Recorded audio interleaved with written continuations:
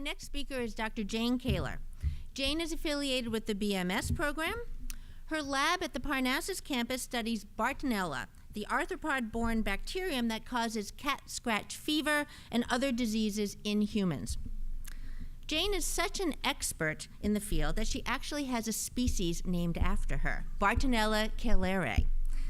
Jane's also an expert in growing orchids. She says that orchids, like bacteria, take consistency and a lot of patience.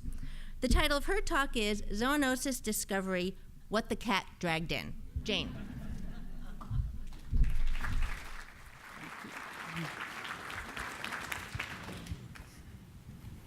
So I'm going to start with a question. How many of you have a pet cat in the household? Okay. Well, you should know that there are 74 million pet cats in the United States. And I'm going to tell you about a zoonosis that is acquired from cats. And what is a zoonosis?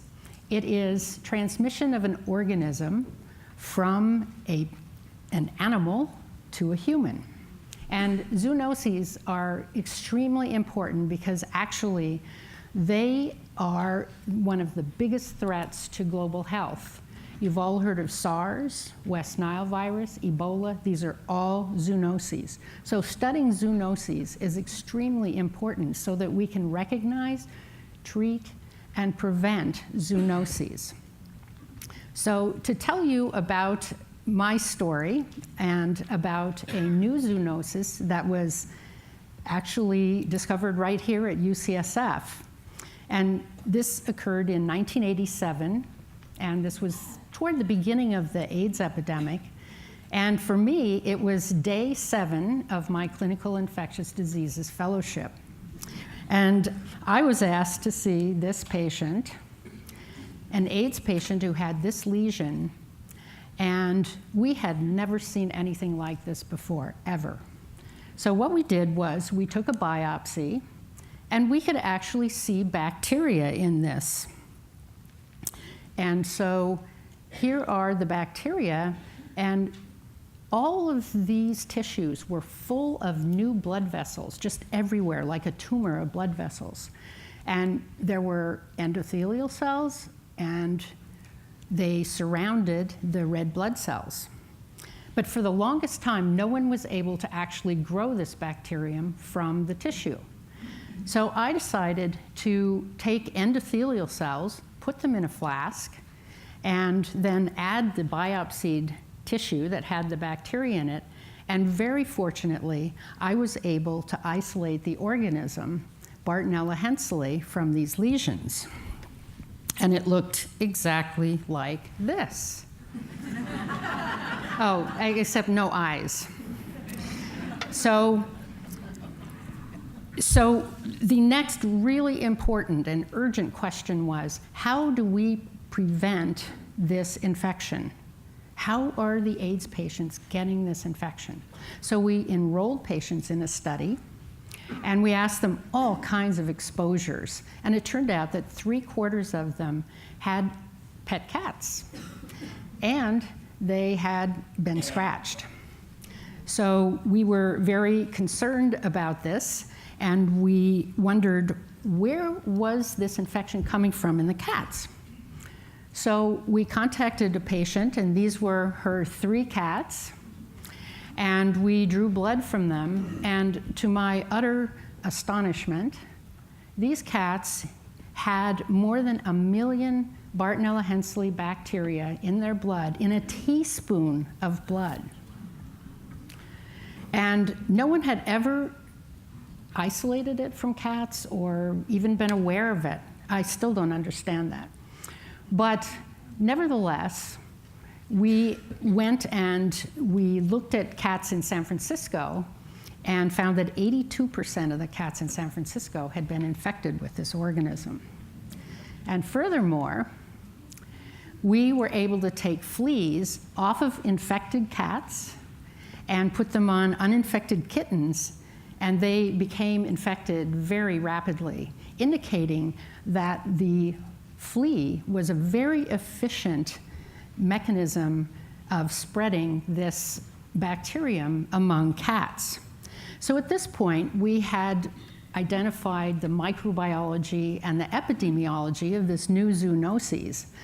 But what we really wanted to do now was look at proteins of Bartonella henselae so that we could target a protein and prevent infection in the cat flea, which would then prevent infection in cats and prevent infection in humans. So where do you start? Well, one of the things that we noticed was that there's a very big temperature difference that Bartonella is exposed to. And in the cat, it's 39 degrees centigrade versus 26 degrees in the flea. And what that means is, because bacteria are really, really frugal, they only make the genes that they need just for that particular environment. But it was really critical that the Bartonella be able to control all of these genes. So how did it do that? So bacteria have genes shown here, and there's a promoter at the end of the gene that controls when it is read by a very specific protein known as the sigma protein. And there are lots of different sigma proteins. So we hypothesized that there would be cold stress genes turned on at the time that the bacterium got into the flea. So we next wanted to look for the protein that controls it, and that is called a cold stress sigma protein. And to look very closely at this protein and the mechanism of how it was able to turn on these genes, we did crystal structures of the cold stress sigma factor, and that's shown here. And it's in green. But what surprised us was there's this other protein in pink that's bound to it, and that's an inhibitor. So it's actually made in the cat, but it's inactive. And it's also accompanied by this temperature responder protein that's also made in the cat, but it's closed up. And this is a single protein divided into two domains, one blue and one yellow. And as soon as this bacterium gets inside the flea, there is a dramatic conformational change, and this just opens up 20 angstroms, which is huge, and stretches out and exposes this blue area, which has a great affinity for this inhibitor. And you can see how it just sequesters. There's two molecules of the temperature responder, and they are binding tightly the inhibitors, which releases the sigma factor so that it can now bind the DNA, specifically the cold stress promoters, and transcribe all of the cold stress genes, making the cold stress proteins.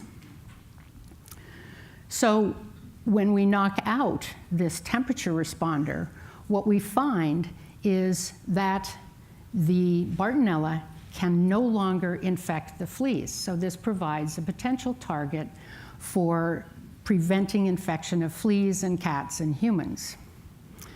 And so in summary, we have discovered a new zoonosis here at UCSF.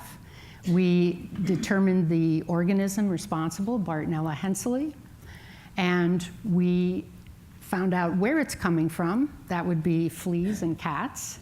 And we have a target protein that we can hopefully develop to prevent infection ultimately in humans.